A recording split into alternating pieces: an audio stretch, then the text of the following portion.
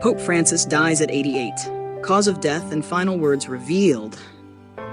The Vatican is in mourning as the world bids farewell to Pope Francis, the 266th Pope of the Roman Catholic Church, who passed away peacefully on the morning of April 21, 2025, at the age of 88.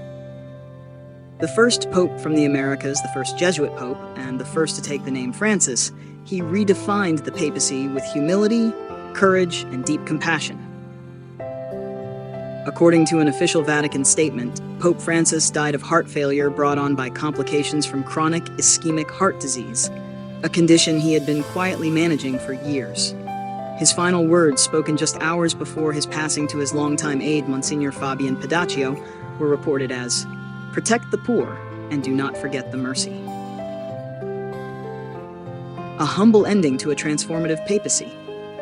Pope Francis, born Jorge Mario Bergoglio in Buenos Aires, Argentina, on December 17, 1936, died in the Domus Sanctae Marthae residence, where he chose to live rather than the traditional apostolic palace. This final act of modesty reflected the same values that defined his papacy from day one: accessibility, humility, and service to the marginalized. The Holy See confirmed that the pontiff's passing occurred at 6:32 a.m. Rome time, shortly after receiving the sacrament of the anointing of the sick. He had reportedly been surrounded by close aides, his medical team, and members of the clergy with whom he had shared his morning prayers just a day before. Cause of death: heart failure, after long-term illness. Though Pope Francis had remained publicly active well into his late 80s, sources close to the Vatican say he had been quietly managing chronic ischemic heart disease, a narrowing of the coronary arteries that restricts blood flow to the heart. Despite occasional health scares, including hospitalizations for knee and colon issues, he continued to fulfill many of his spiritual duties until just weeks before his death. The Vatican statement revealed that the Pope had been under increased medical supervision since Holy Week. He canceled several events and masses in recent days, citing rest and quiet reflection, but insiders now confirm his health had taken a sudden turn for the worse on April 20th. Doctors declared the official cause of death as congestive heart failure, brought on by years of progressive cardiovascular deterioration. Final moments and last words. According to Monsignor Fabian Pedaccio, a former personal secretary and longtime confidant, Pope Francis remained lucid and at peace in his final hours. In a hushed moment just after midnight, the Holy Father looked at Pedaccio and whispered, "Protect the poor, and do not forget the mercy." Those present in the room described a calm, spiritual atmosphere. Gregorian chants played softly in the background. A small crucifix rested in the Pope's hands. "It was exactly how he lived," said Monsignor Pedaccio, "with grace, with love, and always thinking of others before himself. A global leader like no other." When Pope Francis was elected on March 13, 2013, few could have predicted the impact he would have on the Church and the world. As the first non-European pope in over 1,200 years, and the first to come from Latin America, he brought fresh energy and perspective to the papacy. He quickly became known for his direct, often unorthodox approach, washing the feet of prisoners, living in a modest guest house, and urging clergy to abandon materialism in favor of service.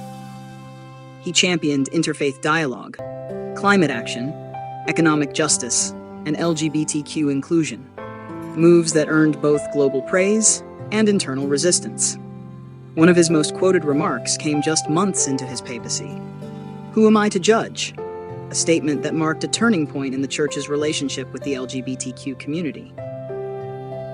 Highlights from a legacy of change.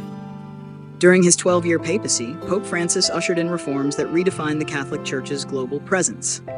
Notable milestones include Laudato Si, 2015, his encyclical on climate change, which called for urgent ecological conversion and environmental justice. Synod on the Amazon, 2019, amplifying indigenous voices and calling attention to deforestation and displacement. Abolishing the death penalty in Catholic teaching, 2018, marking a historic shift in church doctrine. Financial transparency reforms in the Vatican Bank, long criticized for corruption. Historic visits to the Middle East, Africa, and conflict zones, including Iraq, where he walked among bombed churches and met with Muslim and Yazidi leaders. Tributes from around the world. As news of his death spread, tributes began pouring in from every corner of the globe. U.S. President Kamala Harris, Pope Francis was a moral compass in a world often adrift.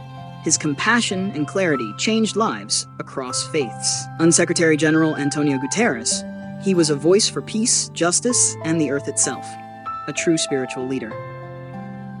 Dalai Lama, we were brothers in faith and humanity. May his soul journey in peace. Cardinal Matteo Zuppi, a leading figure in the Church's progressive wing, described him as a reformer with the heart of a servant. The next chapter. What happens now? With the death of a reigning pope, the Vatican now enters a formal period known as sede vacante, the seat being vacant. Preparations are already underway for the College of Cardinals to gather in conclave at the Sistine Chapel in the coming weeks to elect the next pope. Cardinal Pietro Parolin, the Vatican Secretary of State, will temporarily assume administrative duties as Camerlengo, Chamberlain of the Holy Roman Church, overseeing funeral arrangements and daily governance until a new pope is chosen. Speculation is already swirling about potential successors, including Cardinal Zuppi, Italy, Cardinal Tagle, Philippines, and Cardinal Wilton Gregory, USA. Have funeral arrangements and burial. Pope Francis will lie in state for public viewing in St. Peter's Basilica beginning April 23rd. A full papal funeral mass will be held in St. Peter's Square on April 26, with millions expected to attend or tune in from around the world. In a personal request made in his will, the pontiff asked to be buried not in grandeur, but in simplicity. He will be laid to rest in the Vatican grottos, alongside Popes John Paul II and Benedict XVI, a resting place for the Church's most revered leaders. The Vatican confirmed that Pope Francis declined the traditional red papal vestments, instead requesting the humble white cassock he wore throughout his papacy. A final word on a historic papacy. Pope Francis changed the image of the papacy from one of power to one of presence. He was not a distant ruler. He was a shepherd among his people, one who preferred back alleys to golden thrones, and who believed a church without the poor was no church at all. He once said, "The church is not a museum for saints, but a hospital for sinners." His departure marks the end of an era, not just for Catholics, but for humanity. A moral titan, a disruptor of norms, and a pastor of peace, Pope Francis's legacy will echo for generations. As the bells of St. Peter's Basilica toll in mourning, the world pauses, not just to grieve, but to reflect on a life that reshaped the moral imagination of the planet. From the streets of Buenos Aires to the halls of the Vatican, Jorge Mario Bergoglio lived not for glory, but for grace. His papacy was a gospel of humility, and in the words he left behind, "Protect the poor, and do not forget the mercy," he gave the Church its mission for the future. May he rest in eternal peace. Pope Francis, 1936 to 2025. Let me know if you'd like a YouTube version of this article with title, tags, and thumbnail text.